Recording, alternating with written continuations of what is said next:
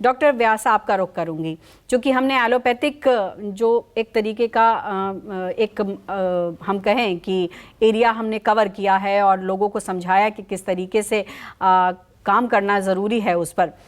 आयुर्वेद किस तरीके से अर्थराइटिस जैसी समस्या है, क्योंकि बहुत सारे लोगों में इसके लेकर भी काफ़ी उत्सुकता रहती है कि आयुर्वेद के ज़रिए क्या कुछ इलाज हो सकता है कि हड्डियों की बीमारी में जो है वो कम हो जाए, परेशानी कम हो जाए। क्या है अर्थराइटिस की बीमारी को लेकर के आयुर्वेद के पास इलाज का कोई जरिया?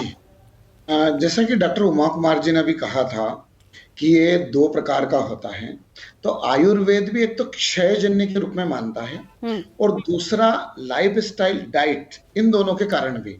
तो आज जो आवश्यकता है, हमको सबसे ज्यादा जो ध्यान रखना है, अगर हमारी डाइट का हम सही ध्यान रखें, लाइफस्टाइल को प्रॉपर रखें, तो बहुत कुछ इस समस्या से हम बच सकते हैं।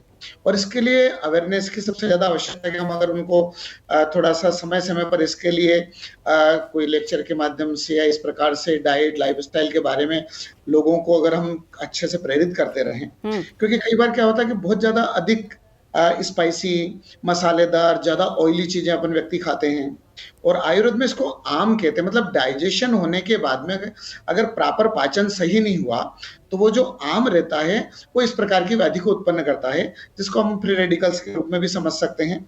तो एक तो उसके द्वारा, दूसरा हमारा जो नियमित रूप से एक व्यायाम है, अगर व्यक्ति नियमित रूप से व्यायाम का ध्यान रखे प्रतिदिन, इस यहाँ पर भी एक बात है कि एक्सेसिव व्यायाम नहीं करना। कई बार कई व्यक्ति जिम में बहुत ज्यादा वर्कआउट करते हैं या उनका टारगेट अलग रहता है, तो वो एक अलग बात है, वो चिकित्सक के सलाह के अनुसार लें।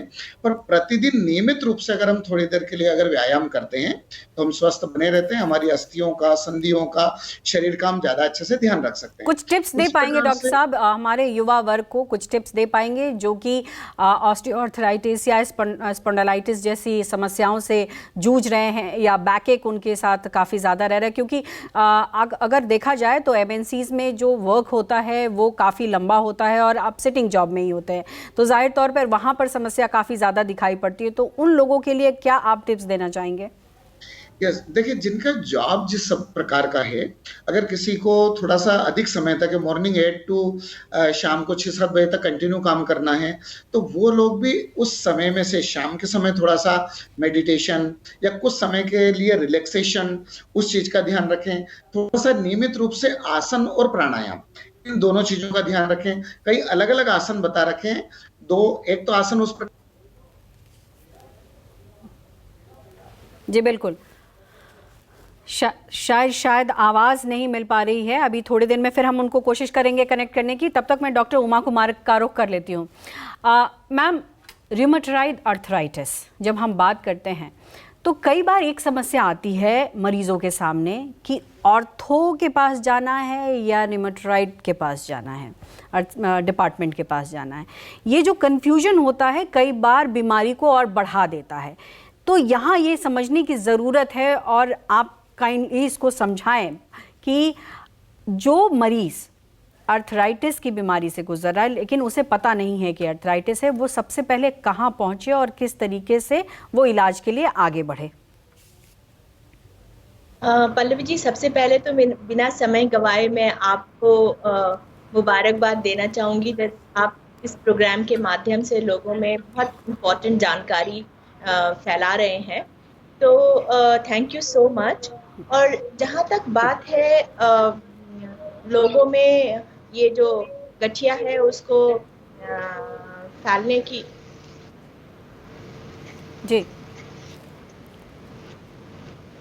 जी बिल्कुल आवाज़ मिल रही है आपकी। डॉक्टर उमा कुमार, आप बोलें।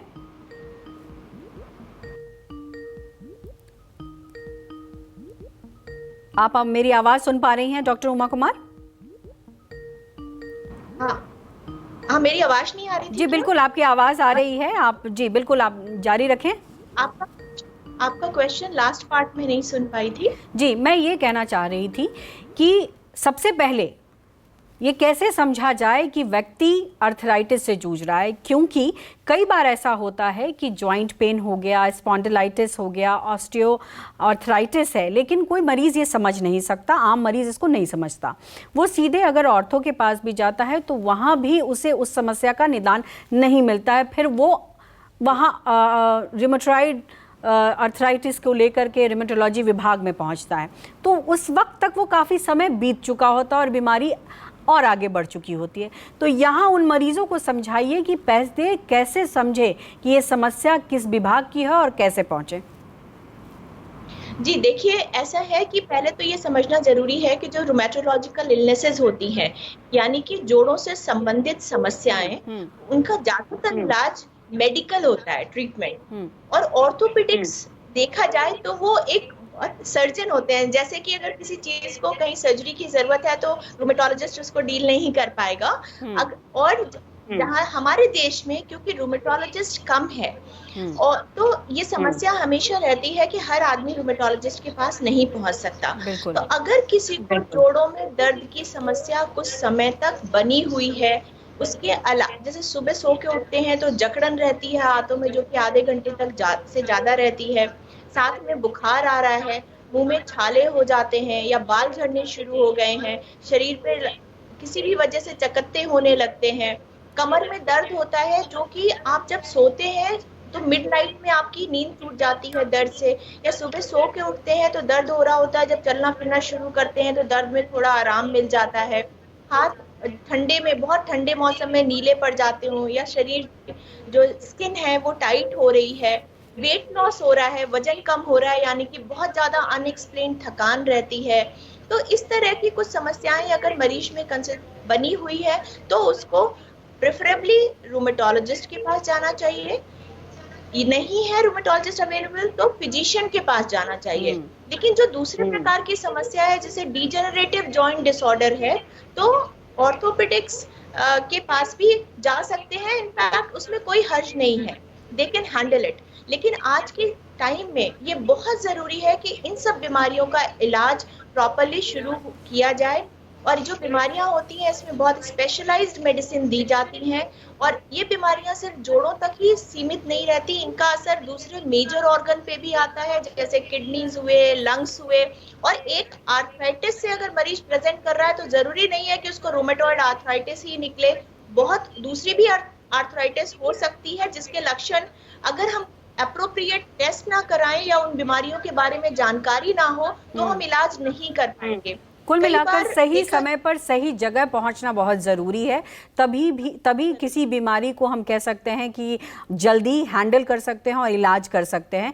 बिल्कुल सही कहा है आपने कि देखिए डिपार्टमेंट तो बहुत सारे हैं, लेकिन ये समझना आप लोगों को पड़ेगा और ये सिम्टम्स जो डॉक्टर ने बताया वो समझना पड़ेगा कि किस तरीके का है, और फिर डॉक्टर से संपर्क करें।